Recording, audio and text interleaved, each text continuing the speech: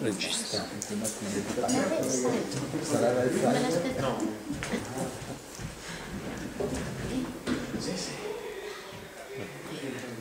Buonasera a tutti, benvenuti a questa iniziativa del GREF, Gruppo Regionale di Esplorazione Floristica, che in collaborazione con il Museo Friulano di Storia Naturale e l'Università della Terza Età che ci ospita, abbiamo la possibilità di presentare Massimo Bucheri, che è un conservatore al Museo Friulano di Storia Naturale, quindi un lavoro ambito che piacerebbe più di qualcuno riuscire a fare, sperando che il museo, specialmente quello, riesca a riprendere quota come sede e come attività, in modo da migliorare ancora la sua qualità. E quindi io gli lascerei la parola velocemente, perché così abbiamo più tempo per la presentazione, per eventuali domande. Ecco, giusto una cosa che riguarda questo gruppo regionale di esplorazione floristica, che ha due principali scopi: quello di rilevare le specie presenti sul territorio quanto più con dettaglio possibile, in modo da fare delle mappature e quindi poterne trarre dei dati per eventuali studi di valutazione di impatto ambientale o semplicemente per la conservazione specifica delle specie. E il secondo scopo è quello di pubblicizzare la botanica e riuscire ad aggregare persone che se ne interessano, in modo di non dimenticare questa scienza importantissima che dovrebbe avere un peso maggiore, perché si dice sempre che la biodiversità è in pericolo, i cambiamenti climatici fanno perdere biodiversità, ma se poi non ci sono persone che li studiano e che apprezzino questi valori, allora tanto vale. E quindi io vi invito anche voi, se non siete già soci, ad iscrivervi al GREF e di darci delle indicazioni su come poter farci conoscere localmente e come aggregare altre persone che sono interessate alla materia, in modo di poter appunto espandere la nostra competenza. E faremo altre iniziative come conferenze di questo livello, ma anche altre cose più semplici come viaggi botanica, cioè chi ha già fatto delle escursioni può portare i suoi dati, le sue fotografie, in modo di discuterne e di avere modo di tenerci a mente durante l'inverno la botanica, che magari tende a scomparire, insomma, nei mesi invernali, quando non c'è ancora da rilevare in campagna. Quindi lascio la parola velocemente a Massimo, che procede. E ringrazio anche Massimo per aver risposto. Grazie. Devo tornare per la registrazione, no? Eh sì, meglio. Perché siccome siamo anche in pochi. Buonasera a tutti, grazie di essere venuti, grazie della vostra presenza. Questa sera faccio un resoconto di viaggio, diciamo, mi sento abbastanza libero anche di divagare, non si tratta di una conferenza scientifica in senso stretto, quindi mi sento libero di raccontarvi anche delle cose a livello personale e di parlare anche d'altro, diciamo, oltre che di vegetazione e di flora. Affronterò alcuni aspetti vegetazionali del Parco del Madidi, anzi in particolare dell'area amazzonica del Parco del Madidi, il parco che si trova in Bolivia, nella parte nord-occidentale, un parco enorme. Vedremo dopo. Parlare tutti i territori del parco sarebbe impossibile, quindi comunque non l'ho visitato tutto, quindi mi limiterò soltanto a quello che è la zona della parte amazzonica, facendo un focus sulle specie utilizzate da una delle popolazioni originarie che vive nel territorio a scopo officinale. Questa popolazione si chiama Takana. Io ho avuto il piacere di conoscere un paio di guide di questa etnia che mi hanno accompagnato durante le escursioni, le loro famiglie e tutto, quindi adesso con loro sono anche rimasto in un rapporto di amicizia, vi dirò anche qualcosa di più in base su questo. Tutte le osservazioni che ho fatto direttamente con l'aiuto di queste guide sono state poi ho avuto modo poi di supportarle anche con molte chiacchierate fatte col direttore del Parco del Madidi, con la direttrice di una riserva naturale che si chiama Serere, che si trova a poca distanza, e con l'aiuto anche di alcuni colleghi dell'Università di Cochabamba che mi hanno fatto avere alcune pubblicazioni che mi sono state utilissime per tradurre i nomi locali, perché dopo vedrete le schede che vi presenterò, ci sono i nomi locali delle piante, però il nome scientifico diciamo, ho dovuto in qualche modo io, nei limiti del possibile, tradurlo. La Bolivia è uno stato dell'America Latina, si trova nella parte centro-meridionale, confina con Perù, Brasile, Cile, Paraguay e Argentina. Dal punto di vista politico è diviso in 9 dipartimenti. Quello che ci interessa a noi è quello di La Paz, la sua parte più settentrionale, al confine col dipartimento del Beni. Tra i due dipartimenti praticamente scorre il Rio Beni. Si tratta di un territorio estremamente diversificato dal punto di vista biogeografico e dunque vegetazionale, ma questo è ovvio perché parliamo di un territorio di 1 milione di chilometri quadrati che presenta una straordinaria varietà di paesaggi. Si passa dai ghiacciai perenni delle grandi cime andine, la montagna più alta a 6.500 metri, il monte Sajama. Poi ci sono altre vette che sono intorno ai 6.400 metri, come per esempio il monte Glimani, il famoso Glimani, e dicevo si passa da questi ghiacciai perenni agli altipiani tra i 4.500 metri, nel cosiddetto paramo, costituito da tutta una serie di praterie più o meno xeriche, che poi in certi casi diventano dei veri e propri deserti d'alta quota, la famosa Puna.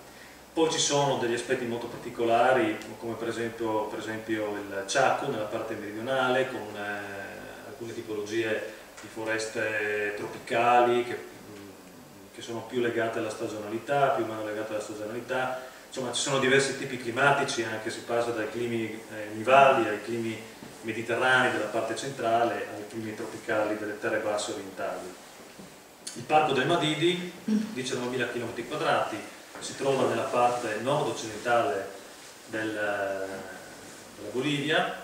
Io ho avuto il modo di stare per diversi mesi nella località di Rurrenabaque, che si trova già nel Dipartimento del Beni, ma è considerato anche dal punto di vista turistico la porta all'Amazzonia. Da lì si parte con le imbarcazioni attraverso la navigazione del Rio Beni e di altri fiumi per addentrarsi diciamo, nel Dipartimento del Beni, proprio di La Paz, all'interno del parco.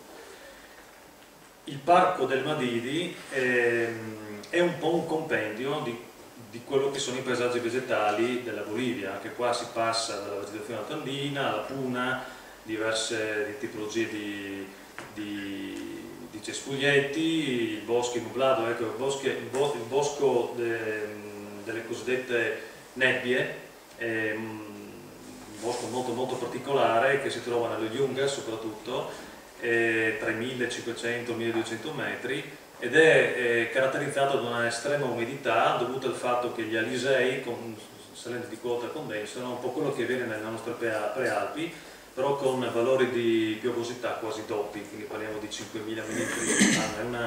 Io quando siamo stati sono rimasto veramente colpito proprio dall'umidità di questi ambienti, tant'è che anche durante i periodi fra virgolette secchi, che corrispondono con l'inverno australe, quindi il periodo della nostra estate tra giugno e settembre, in quest'area qua pioveva continuamente, siamo rimasti bloccati perché la prima volta che sono andato in questi luoghi ho avuto la malaugurata idea di scegliere l'autobus come mezzo e siamo rimasti bloccati 4 giorni sulla strada perché era completamente 1 metro di fango, continuava a piovere. Insomma, è stata un'avventura abbastanza interessante.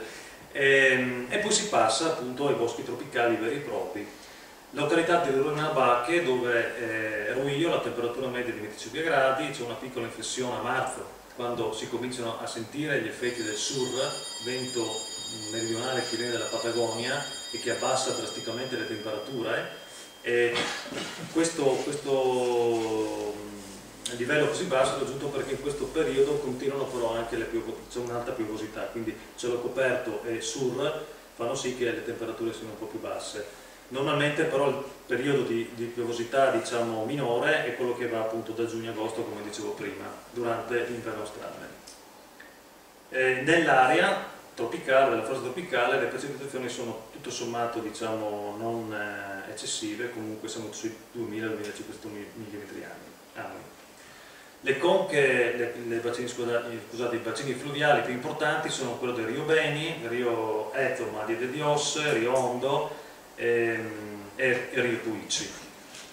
Ecco qua, per intenderci, si tratta dei classici fiumi amazzonici con il tipico colore marroncino dato dal carico diciamo, dell'argilla che ha in sé l'acqua, che trasporta l'acqua. Questo è il Rio Beni. In alcuni punti abbiamo anche quasi 1 chilometro di larghezza, quindi sono fiumi piuttosto importanti. Questo invece è il Rio Tuici, che si trova a sud-ovest rispetto alla località di Rurrenabaque, è un po' più corrente, un po' più forte, quindi di conseguenza un colore leggermente, qui non si vede molto, ma in certi tratti quasi rosso, il colore è quasi rosso.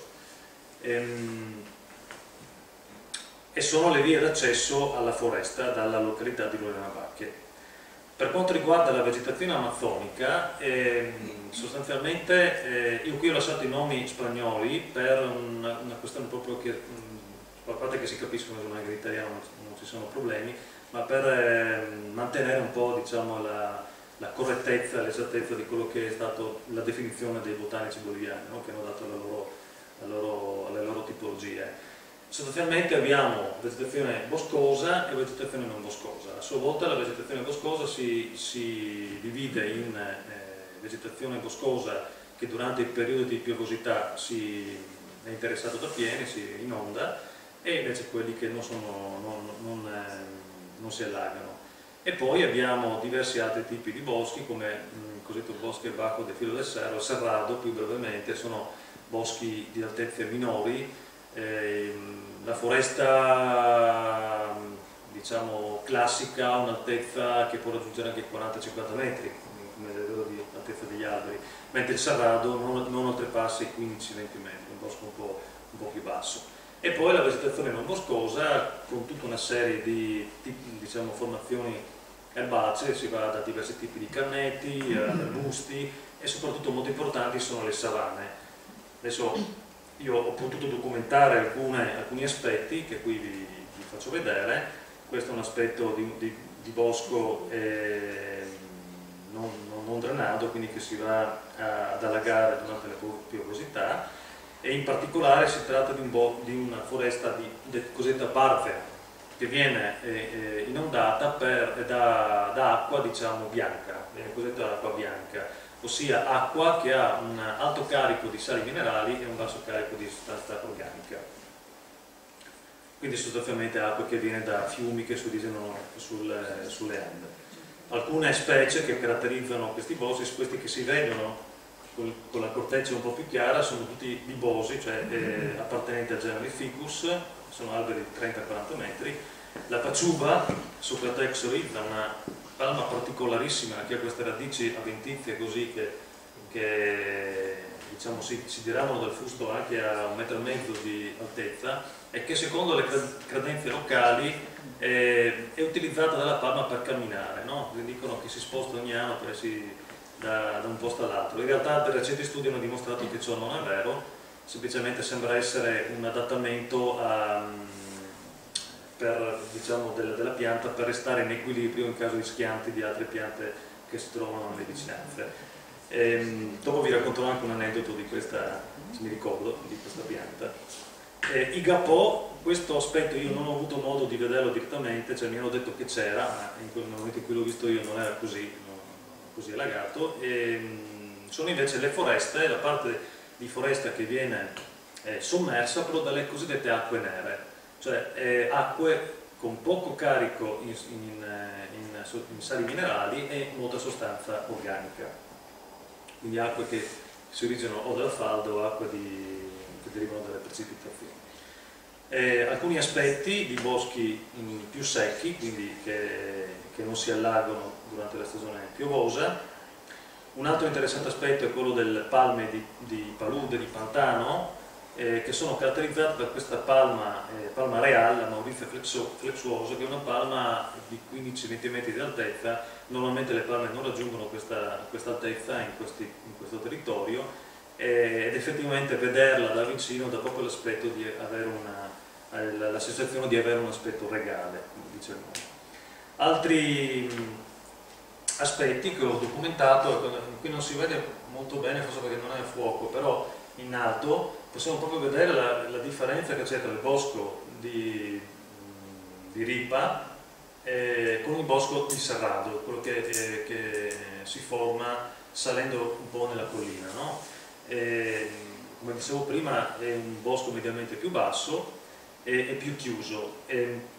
Un aspetto il bosco ripariale è questo qui, e questo qui invece alla vostra destra è un bosco, è il Serrado, quindi un po' più chiuso, un po' più basso, da un po' di, diciamo, assomiglia leggermente, diciamo, tra virgolette, un po' a una boscaglia carsica, ecco, per intenderci. Le savane. Questo è un aspetto di savana inondata, che è importantissima come sito, diciamo, come habitat per la fauna più tipicamente amazzonica, più spettacolare se vogliamo, come il caimano nero, che in questa foto che io ho potuto prendere a circa 1 metro di distanza, però è un piccolo, questo animale raggiunge anche i 6 metri di lunghezza, ma qui vivono anche moltissime anaconde. Altri animali, qua porto solamente qualche esempio, naturalmente, per parlare della fauna tropicale, amazzonica ci vorrebbero forse diverse conferenze, diverse ore. E dal capibara, il suo parente stretto, il tapiro, localmente chiamato anta, diversi tipi di scimmie, questa è una scimmia ragno, ma ci sono le scimmie volatrici, scimmie cappuccini, ce ne sono di diversi tipi. Ha molti tipi di pappagallo, come la paraba, che nidifica sulle pareti, sulla sperietà della roccia, e i giaguari che io non ho visto, però ho sentito durante la notte, e questa impronta qua, che non si vede molto bene, comunque me l'hanno confermato le guide, insomma, è un'impronta fresca che abbiamo potuto fotografare una mattina, e le guide mi hanno detto che questo animale si è girato per il campo base dove eravamo durante la notte, il che capita abbastanza frequentemente. Giaguaro. Non sono animali pericolosi, non sono documentati casi di attacchi all'uomo, però fa un certo effetto, insomma, sapere che durante il sonno una bestia di questo tipo si è girata nelle vicinanze. Altri aspetti, vedete, bosco secco, tra virgolette secco naturalmente, bosco di Serrado. Questa è una visione presa dalla collina, della foresta, questo che vedete è Rio Tuici, una spiaggia del Rio Tuici, e ancora, ecco, in questa immagine per farvi un attimo rendere conto delle dimensioni di certi alberi. Questo che è localmente chiamato cacicira, non è uno dei più grandi, ci sono anche alberi più grandi, come dirò anche dopo. Gli alberi di prima grandezza della foresta tropicale raggiungono i 40-50 metri, ci sono alberi che sono così larghi che 15 persone messe tenendosi per mano tutto attorno non bastano per poterlo abbracciare tutto, no? Quindi si tratta di dimensioni notevoli. Questa immagine è del Rio Tuici, ve lo faccio vedere perché del campo base, durante le escursioni che facevamo con le guide, questa è una delle guide, si mangiava praticamente in base a quello che si pescava sul fiume, perché le scatolette, sì, c'era qualche scatoletta, qualcosina, però se non si pescava non si mangiava. Sono fiumi comunque così pescosi che basta lanciare la rete dopo qualche minuto, insomma, si tira su qualcosa. Questa tartaruga, che viene chiamata localmente peta, genere Podocnemis, è una specie in via di estinzione, e purtroppo c'è il problema che molti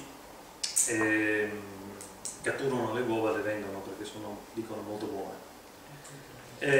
Questa immagine per parlare dell'epifitismo, che è noto, insomma, nella foresta tropicale amazzonica ci sono moltissime specie epifite, su un tronco se ne possono contare anche 15-20 di diversi generi, diverse famiglie, non soltanto le bromeliacee e le orchidee, ma anche proprio altre famiglie, senza contare poi dei funghi e dei licheni e delle briofite, perché non ne verremo più fuori. I Takana, dicevo prima, le guide che mi hanno accompagnato appartengono all'etnia Takana. Questa cartina mostra le 32 diverse etnie che si trovano in Bolivia, 32 etnie, ciascuna con una propria cultura, una propria lingua. I Takana sono il gruppo più numeroso, almeno stando al censimento, all'ultimo censimento fatto nel paese, il gruppo più numeroso delle etnie orientali, cioè delle terre basse tropicali, ammontano a circa 200.000 persone. Nel complesso tutte le 30 etnie delle terre tropicali raggiungono le 500.000 unità, che sono nulla rispetto ai 5 milioni invece costituiti dai due gruppi fondamentali andini, gli Aymara e i Quechua. E questo pone dei problemi di rappresentanza non da poco, magari dopo ritornerò su questa cosa. Problemi di rappresentanza perché con le riforme agrarie che sta facendo l'attuale governo ma anche i governi precedenti, tantissime persone, tantissimi contadini dalla terra andina si spostano verso l'oriente e colonizzano queste terre che sono delle etnie orientali, sulle quali però queste etnie non hanno nessun diritto di proprietà ufficiale, quindi potete immaginare cosa succede. Si tratta di una forma di colonialismo molto particolare. Per quanto riguarda il territorio del Parco del Madidi, i Takana sono concentrati soprattutto nell'area intorno a Rurrenabaque e San Buenaventura, dove ero io, e poi più a nord, zona di Ribera Alta e il bacino di Rio Madre de Dios. Sono presenti anche in Perù e in Brasile. Magari se avete voglia dopo possiamo approfondire un po' gli aspetti culturali di questa popolazione. Quello che vedete qui è un torchio tradizionale che viene utilizzato per la macinazione, per l'estrazione del succo della canna da zucchero. I Takana rappresentano una delle popolazioni che ha mantenuto di più le proprie tradizioni e la propria cultura, certamente mescolata con quella che è la cultura cristiana, perché dopo il colonialismo degli spagnoli naturalmente sono venuti a contatto con i francescani e quindi c'è stata, diciamo, una contaminazione in questo senso. Però a tutt'oggi rimane molto importante la figura dello sciamano e in seconda battuta del curandero. Il curandero si occupa più degli aspetti medicinali, quindi delle piante e di altre sostanze che vengono utilizzate per curarsi, lo sciamano più degli aspetti spirituali, però a volte le due componenti si compenetrano, come vedremo dopo.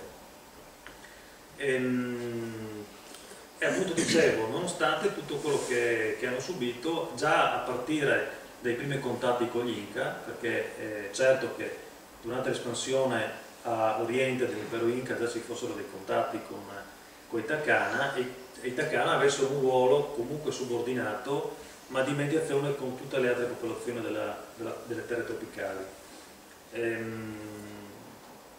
Poi sono arrivati gli spagnoli, hanno cominciato a invadere il territorio a più riprese, soprattutto attirati da quello che veniva chiamato Paititi o Eldorado, paradiso dell'oro, perché avevano appreso da alcune leggende che il territorio era ricco d'oro. Effettivamente c'è oro, però sembrerebbe da interpretazioni recenti, a me piace pensare che questo sia vero, però non lo so se effettivamente sia così, che il Paititi, il paradiso di cui parlavano gli Inca, non fosse in realtà un paradiso nel senso di oro, monetario, materiale, ma qualcos'altro, perché pare che gli Inca, durante le fughe, la fuga verso le terre orientali, quando arrivarono gli spagnoli, vennero in contatto più diciamo direttamente e più intimamente con le popolazioni orientali e con la foresta, e si resero conto che questa foresta dava tutto da vivere, cioè, non era necessario sforzarsi e lavorare tantissimo per poter avere cibo, addirittura le popolazioni non vivevano solo di caccia e pesca, avevano proprio tutto un sistema di coltivazioni, sfruttavano la cosiddetta cultura idraulica, no? Sfruttavano le piene dei fiumi, insomma c'è tutto uno studio che andrebbe fatto dal punto di vista culturale, però pare che gli Inca, una volta che si furono adattati a questo tipo di vita, avessero definito questi luoghi paradiso, Paititi. Gli spagnoli, essendo europei, hanno subito interpretato paradiso nel senso di soldi, no? Però non sembra essere questo, insomma, il significato. Quindi dicevo, hanno mantenuto la loro tradizione, la loro cultura, loro hanno una visione della foresta, un rapporto con la foresta, con tutta la natura molto intimo, che è da un lato ecologico e dall'altro spirituale, le due cose si complementano. Ogni albero ha un suo spirito e a questo proposito, dato che insomma, mi diceva Roberto che non ci sono limiti di tempo, io ho portato qui un libricino.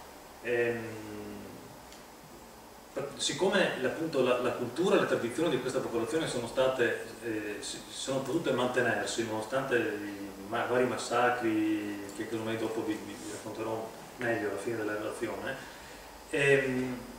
si sono potute mantenere così tanto che sono state addirittura tradotte in chiave moderna, cioè i bambini raccontano le stesse storie ancestrali dei loro padri in chiave moderna. E due insegnanti, amici, insegnanti della scuola primaria, si sono presi la briga di tradurre e di scrivere in un libricino queste storie, no? Storie tradizionali in chiave moderna. Allora, siccome all'epoca già un po' stavo progettando di portare a conoscenza qui a Udine un po' di queste cose della Bolivia, gli amici Mario e Cecilia mi hanno chiesto se in questa occasione avrei potuto, diciamo, far conoscere qualcosina. Naturalmente faccio in estrema sintesi, non leggo tutto, però è importante, leggo due storie per far capire qual è la visione di questa popolazione nei confronti della foresta. L'aspetto spirituale, per esempio un racconto parla di una abuelita perdida, una nonnina, una signora anziana che si è persa. Questa signora teneva i nipoti, il figlio andava a lavorare nella foresta e un giorno era con questi nipoti, i nipoti sentendo arrivare il padre in lontananza si sono allontanati dalla signora, la signora si è trovata sola e siccome appunto non riusciva a stare dietro ai bambini piccoli si è trovata sola indietro e a un certo punto sente dei rumori e si trova ad un tratto circondata da degli esseri che sono sbucati dagli alberi tutto intorno, sono gli spiriti degli alberi. Questi spiriti la prendono, la rapiscono, la portano via e lei sparisce, il figlio e i nipoti e tutti gli amici la cercano per giorni fin quando lo trovano in fondo a un pozzo, ahimè non più, diciamo, in vita, e questa forse è una metafora della morte o, diciamo, di quello che potrebbe succedere alla fine della vita di una persona, però questa persona viene accompagnata dagli spiriti, no? Un'altra storia è forse uno sfondo più moralizzante, più uno sfondo ecologico, e parla di una coppia, San Juan e sua moglie, che vanno a tagliare la legna è una risorsa fondamentale per loro, per questa popolazione, e fanno un buon lavoro, cominciano a tagliare diversi tronchi e a un certo punto si imbattono in un gruppo di bibosi, genere ficus che vi mostravo prima, e si perdono. Da questo momento in poi non riescono più a trovare il sentiero, continuano a camminare e per giorni praticamente sono persi in questa foresta nonostante la conoscessero bene. Quando si rendono conto della situazione, che c'è qualcosa, diciamo, di soprannaturale, cominciano a discutere come facciamo, sono preoccupati, no? E sfiniti, una notte si mettono a dormire e tutti e due fanno lo stesso sogno e sognano che gli spiriti dei bibosi escono dai tronchi e gli dicono di non tagliare più alberi perché ne hanno già tagliati abbastanza. Si svegliano e se ne vanno impauriti, ritrovano la strada, quindi gli spiriti gli permettono di tornarsene a casa e da quella volta non tagliano più alberi. Quindi è un po' un racconto di moralità. E così ce ne sono tantissimi, sono qua, sono tutti di questo tipo. Venendo a noi, durante l'escursione che ho potuto effettuare nella foresta, le mie guide mi hanno insegnato insomma qualcosina, che adesso qua velocemente, insomma, più o meno velocemente vi faccio vedere. Cominciamo dal cotone, Gossypium barbadense, che è una pianta che oltre a essere utilizzata per scopi noti come fibra tessile, è usata per diverse cose. Le foglie, le radici, i fiori vengono utilizzati,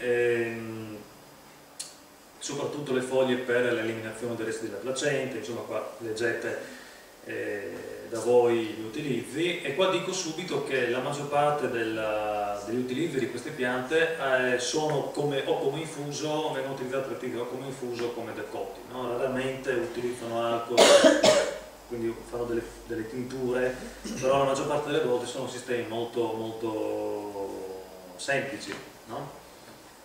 E questo è il cotone. Bertholletia accessa, la castagna, propriamente chiamata castagna, un bosco di 40-50 metri, di prima grandezza dunque, che vive nei boschi sussurresciutti. La corteccia è utilizzata contro l'anemia e contro la malaria. Tutte le cose che vi dico stasera le ho potute verificare sulle pubblicazioni, quindi non sono solo perché naturalmente ho dovuto verificare tutte le cose che dicevano le guide, no? Sono tutte verificate. E di questa pianta è importante anche l'utilizzo dal punto di vista economico. È una pianta forse l'unica al mondo che viene sfruttata commercialmente in ambiente naturale. Non si può coltivare perché l'imenottero promubo è una specie tipicamente forestale, quindi fuori dalla foresta non si può vivere, non si può riprodurre. La raccolta avviene nel periodo di massima piovosità, quando il frutto, che si chiama pixidio, che è una sorta di melone, si inzuppa di acqua, cade al suolo. In natura viene aperto soltanto da questo rodittore che si chiama avuti, oppure in tempi più lunghi dalle termiti. All'interno si trovano queste castagne che hanno un sapore buono, insomma ricorda anche un po' la nostra castagna. In Italia non è molto usato, qualche volta si trova, ho visto nei negozi di biologico, si trovano delle barrette di cereali con all'interno anche qualcosa di questi frutti. Invece nel resto d'Europa vengono utilizzati abbastanza. E la Bolivia è il primo produttore al mondo di questa castagna. Il problema che pone lo sfruttamento di questa pianta è che naturalmente non tanto la raccolta del frutto, ma l'impatto indiretto che hanno le persone, i raccoglitori che vanno in foresta, quindi insomma ci sono tutta una serie di laboratori a Cotimo che oltre ad essere sfruttati loro come persone comunque impattano abbastanza sulla foresta. Açaí, una palma di boschi secchi, normalmente però diciamo io ho visto più frequente nei boschi di collina, nel Cerrado, è utilizzato per le anemie, per quanto riguarda le radici, il frutto per il diabete. Anche qua vedete si fanno bollire le parti e dopodiché si assumono. La balsa o croma piramidale è una pianta, questa è un albero di seconda grandezza, non oltrepassi i 20-25 metri, le foglie vengono utilizzate per la scabbia. Il legno è molto importante perché viene utilizzato come materiale per costruire le imbarcazioni.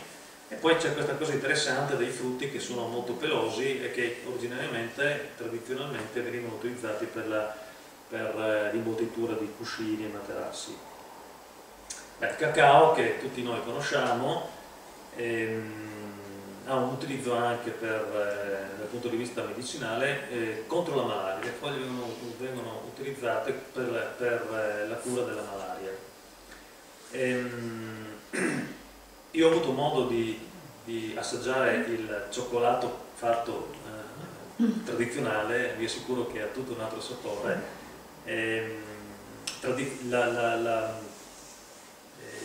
La metodologia tradizionale è molto, molto semplice, no? Si prende il seme, si fa prima fermentare, poi si lascia essiccare, poi si tritura e poi si utilizza, e quindi con tutto il grasso, con tutto il burro di cacao che c'è dentro, quindi una tazza di questo cioccolato è come come 20 tazze di cioccolato di quello che compriamo al supermercato, ma ha tutto un altro supporto. Anacardium occidentale è un'altra pianta che conosciamo,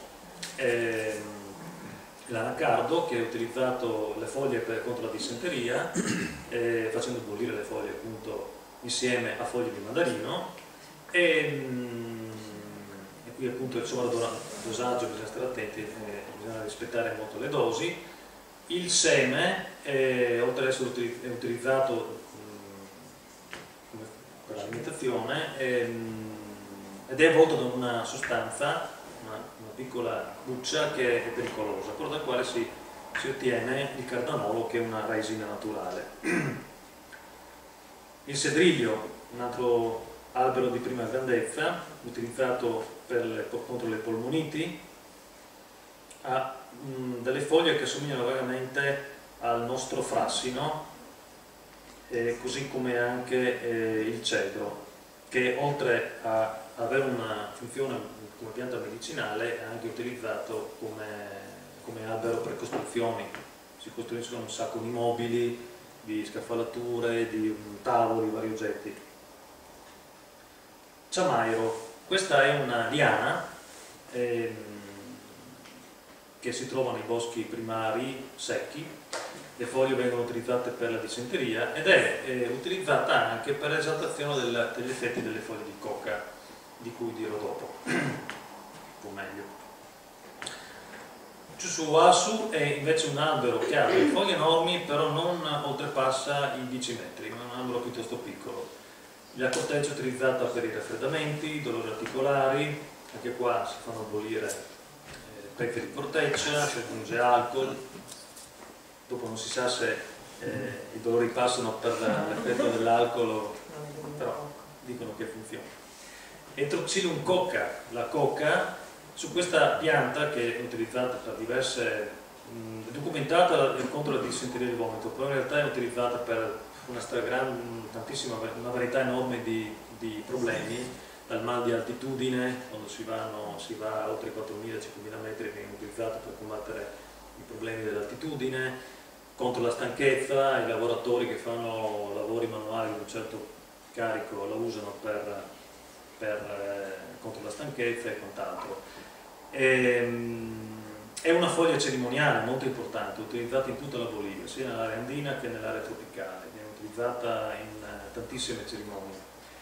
È una foglia sacra e purtroppo negli ultimi anni la Bolivia è diventata uno dei più grossi esportatori di cocaina, però è molto importante capire che la foglia di per sé non ha nulla a che fare con la cocaina. Per intenderci, da un chilo di foglie di coca, cioè per ottenere un chilo di cocaina pura servono 500 kg di foglie essiccate, quindi più tutta una serie di sostanze che vanno dagli idrocarburi come il kerosene, la benzina, che vengono utilizzati per ottenere il solfato di cocaina, altre sostanze come acido solforico, poi vengono utilizzate l'acido cloritico per ottenere il cloridato di cocaina. C'è tutta una serie di sostanze chimiche che non hanno nulla a che fare con le foglie di coca. Il copaibo, altro albero sui 30 metri di altezza, la corteccia usata per i raffreddamenti, e in questo caso si utilizza la resina. Una pianta erbacea, una composita, dal cui latte, una latticifera, da cui quei lattici vengono utilizzati contro i dolori dentali, un anestetico. Guaiaboci, la corteccia viene usata contro le punture di buna. Le bune sono delle formiche che possono raggiungere anche 3 cm di lunghezza e sono dolorosissime. Una puntura di buna è come una puntura di scorpione o di ape, e viene utilizzata appunto come antinfiammatorio. Oca del seppe è un arbusto, boschi secondari, quindi più frequente, cioè si trova un po' dappertutto ma è più frequente nelle aree un po' degradate, viene utilizzato nel trattamento delle febbre, che qua è interessante che è previsto un cerimoniale prima del consumo. Molte piante vengono assunte previo cerimoniale, questo mette in moto tutta una serie di altri discorsi, perché ovviamente la medicina takana non è una medicina come noi la intendiamo basata su una sostanza chimica che ha un suo effetto, ma su una cura, diciamo, spirituale, una cura complessiva, olistica del problema. Lecce lecce, un euforbiace, come tutte le euforbiacee, anche quelle nostrane, ha un lattice al suo interno e viene utilizzato per la stimolazione della secrezione lattea. Ci sono altre euforbiacee simili che vengono utilizzate però non ho qua le fotografie, che vengono utilizzate al posto del gesso, perché il lattice si pone nell'arto fratturato e dopo un po' si indurisce e diventa praticamente come il gesso. Sono sempre euforbiacee. Ficus gomelleira, matapalo, detto, è un albero che nelle sue fasi giovanili si comporta da epifita, si arrampica su altri alberi ospiti e poi col tempo lo uccide l'albero ospite e ne prende il suo posto. È impressionante vederlo dal vivo ed è utilizzato come antidolorifico. Il maco, un'altra palma che è utilizzata contro l'anemia, contro le infezioni da ameba, anche se il succo di questo frutto è assunto praticamente quasi quotidianamente al posto del latte. Io ho fatto colazione tantissime volte con questo frutto ed è veramente, ricorda vagamente ha un po' il sapore della caramella mou, insomma, questo è il soggettivo poi.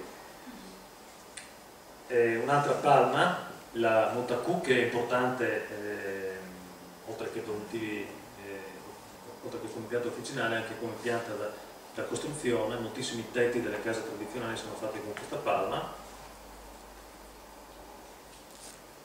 Murure, altro albero che raggiunge 50 metri di altezza, fusto usato come decorativo per i reni, per tutte le contusioni, e in questo caso anche si utilizza la resina.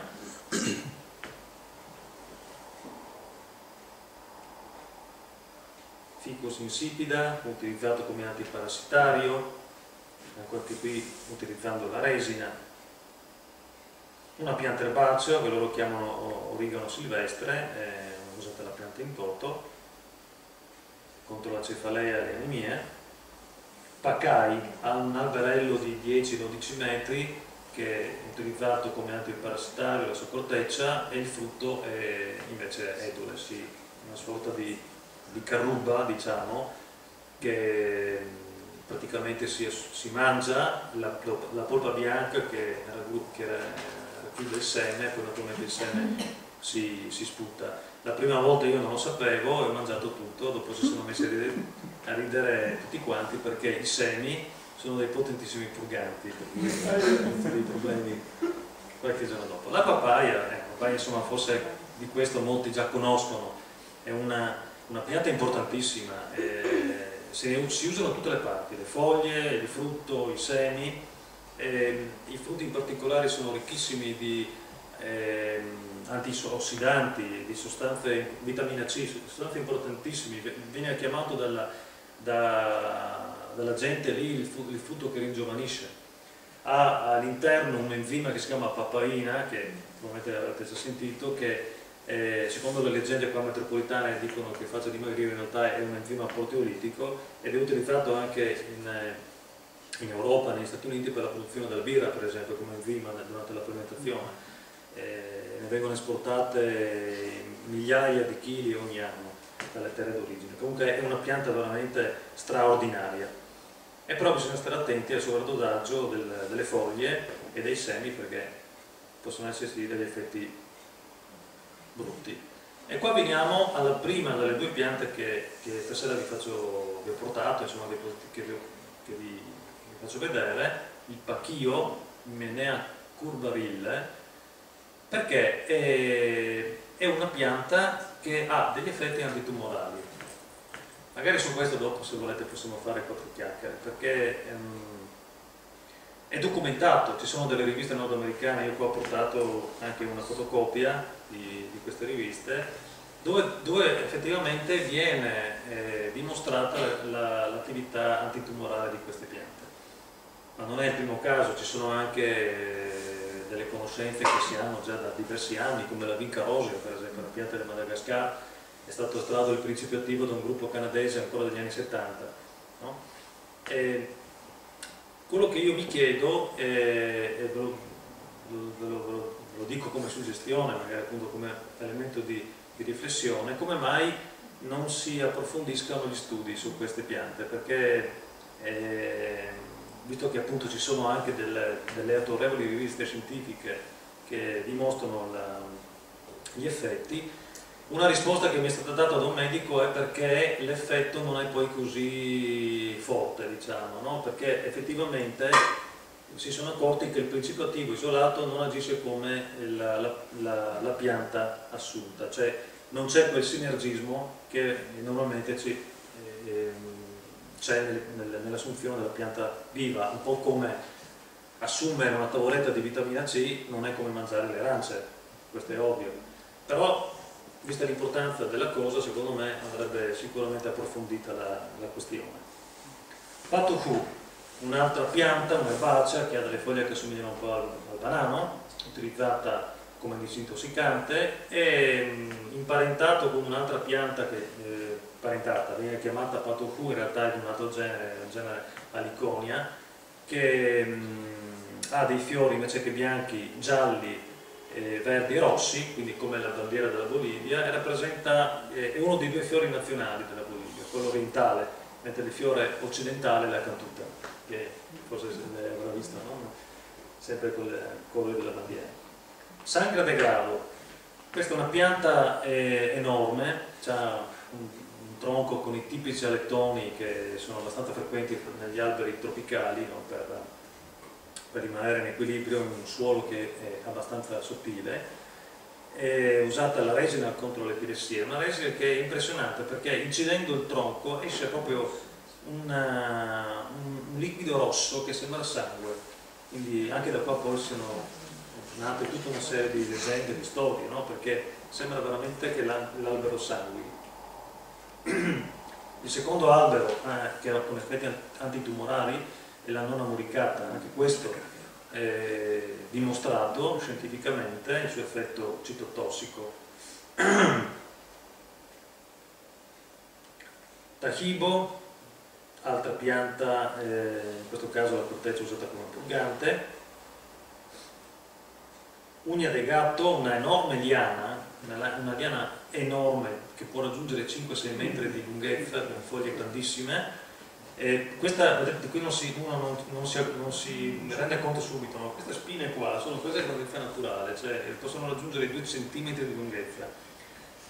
La radice è utilizzata come antinfiammatorio, le spine anticamente, prima ovviamente che arrivassero gli armi in acciaio, venivano utilizzate come armi da pesca.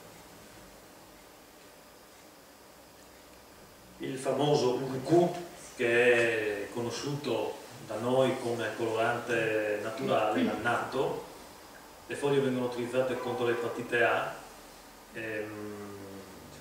mentre appunto i frutti all'interno hanno questa sostanza rossa che viene utilizzata anche per tingersi i capelli. Ci sono molte tribù dell'Ecuador che lo utilizzano per tingersi tutto il corpo. La copa, in questo caso viene utilizzato il palmito, cioè il midollo del fusto, bollito e trattato in un certo modo. Questa palma viene anche chiamata dai locali la palma mascolina per la forma delle radici adventizie. E veniamo all'ayahuasca, altra pianta che non potevano trattare, vista l'importanza, analogamente alla foglia di coca, ed è il caso che dicevo prima, dove diciamo molto spesso le competenze del curandero e quelle dello sciamano si compenetrano. Ayahuasca vuol dire liana dello spirito, aya è spirito, huasca è liana. È una pianta, anzi in realtà sono due piante, la psicotra unifolia è un albero e una liana, la liana di ayahuasca, che vengono utilizzate insieme per la produzione di un liquido che viene assunto durante le cerimonie che servono per, diciamo, incontrare se stessi, per incontrare il mondo sovrasensibile, lo spirito, gli dei, quello che uno, diciamo, vuole metterci di spirituale. E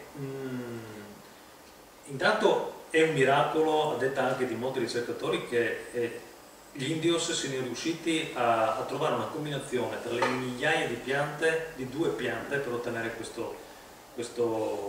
sostanza, che fondamentalmente è una doppia sostanza.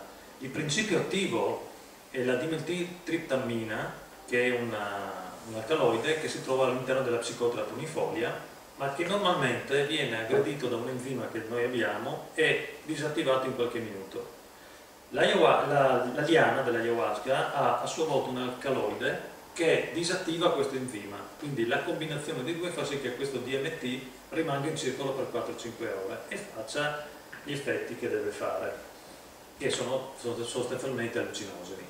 La cosa interessante è che questa sostanza qua è prodotta anche dalla nostra ghiandola pineale in piccolissime quantità durante la fase REM del sonno ed è responsabile dei sogni, appunto, no?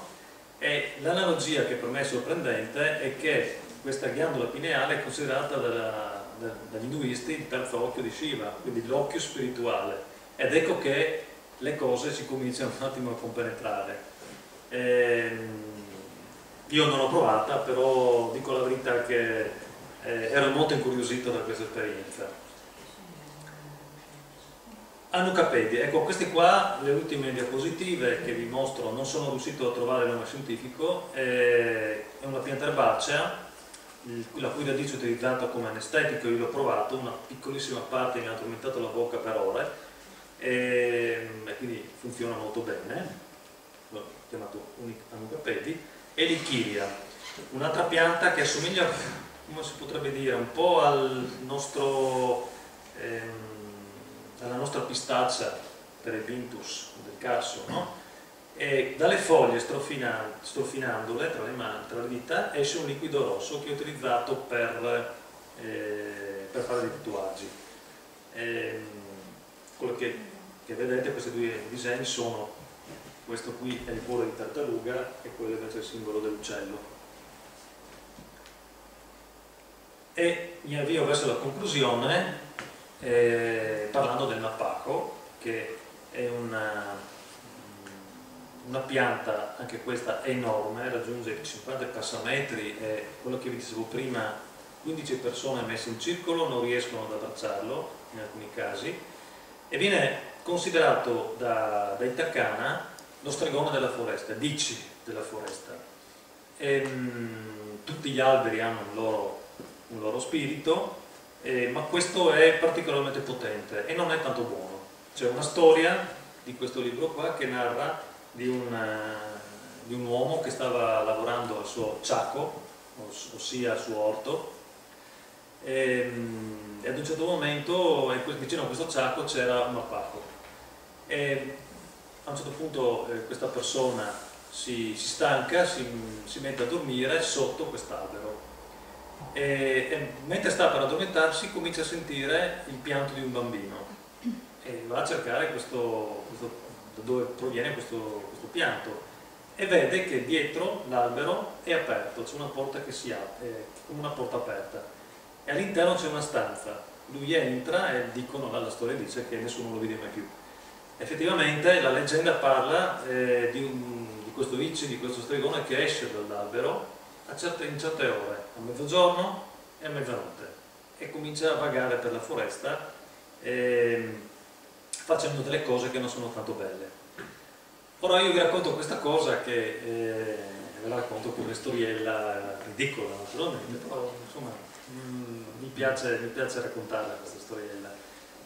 Uno dei primi giorni in cui mi trovo nella foresta con le guide, senza sapere nulla di tutto ciò, in quel periodo, agosto parliamo, il mapaco fruttifica e i suoi frutti esplodono, come tante volte succede anche in alcune piante nostrane, e si sentono dei rumori che sembrano come delle fucilate, è veramente impressionante, soprattutto di notte si sentono questi botti enormi e sono i frutti che esplodono e cadono al suolo. Io stavo fotografando un frutto, ero appena arrivato, e quindi sono rimasto un po' indietro rispetto alle guide, no? E a un certo punto, finito di fotografare, parto e mi sono perso. A questo punto non sapevo più dove ero. ci ho messo una buona mezz'ora tornando indietro, già un po' impanicato, sono riuscito a ritrovare la strada. 2 giorni dopo, durante un cerimoniale che hanno fatto, hanno raccontato proprio che una delle caratteristiche di questo spirito del Mappacco è quello di fare disorientare le persone. Ovviamente è una coincidenza, però fatto sta che è successo questa cosa qui. Ecco, io finalmente ho parlato delle mie guide, qui ve le presento e ringrazio ancora Facer e suo figlio con un bel serpente molto velenoso in mano e Juan Carlos.